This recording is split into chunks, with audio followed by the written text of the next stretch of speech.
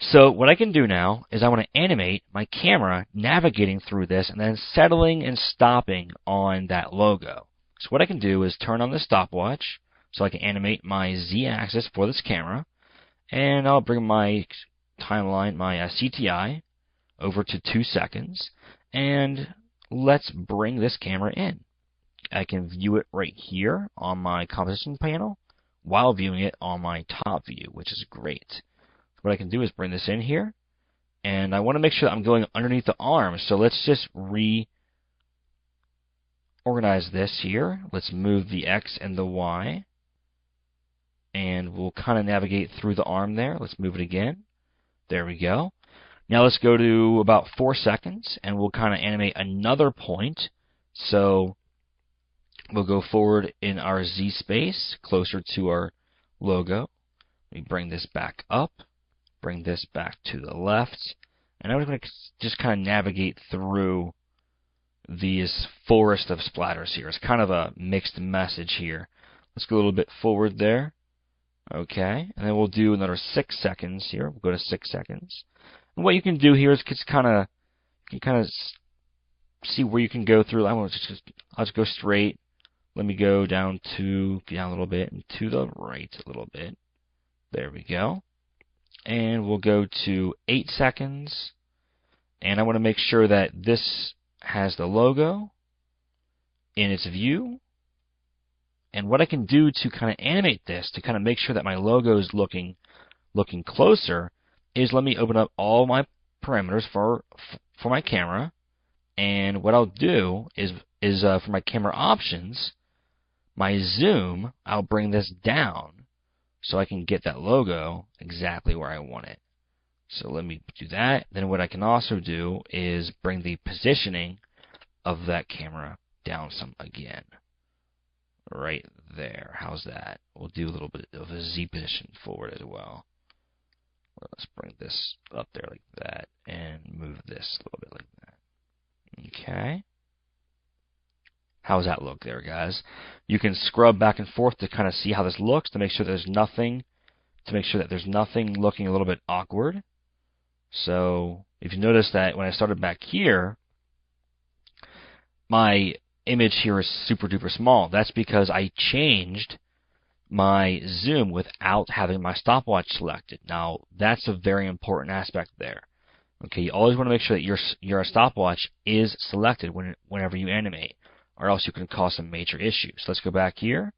I'll turn the stopwatch on, go back to my frame 0, and I'll reset this so it's closer. So it's about right there.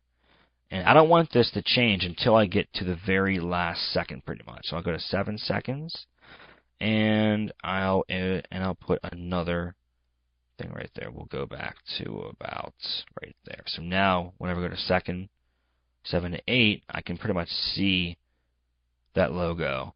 I'm going to rotate the camera here eventually. Whenever I want to navigate through all these things, I want to have the camera kind of swing, kind of bank at different angles. Go to my rotation on my camera, and let's turn on my Z rotation. So let's go back to frame 0, turn on my Z rotation, set it at 0, that's fine. Let's go to frame to 2 seconds, and we'll rotate this camera slightly to the left, go to 4 seconds there. We'll go the other direction here. So we'll go to about maybe +3. Let's go back here, make sure it's right. Okay.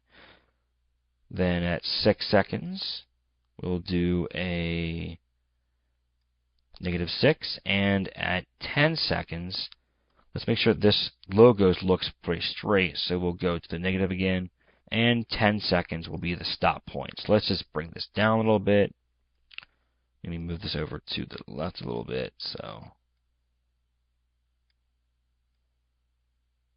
And that looks pretty good right there. Let's see if I can do it now. That's pretty. What I can do now is make sure that everything looks good. So just scrub a little bit. Okay.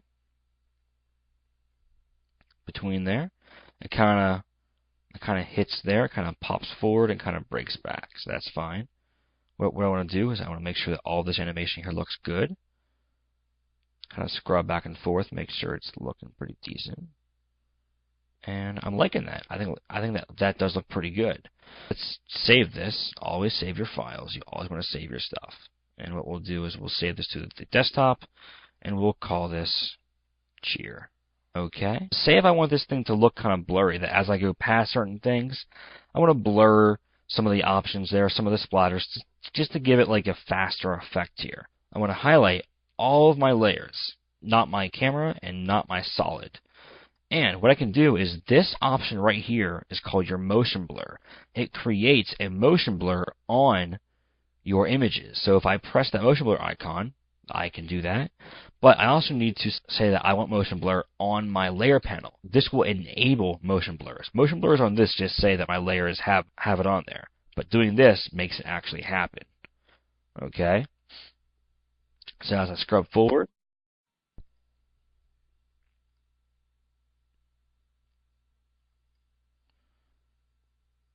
I can see what's happening here. My computer's rendering slowly, so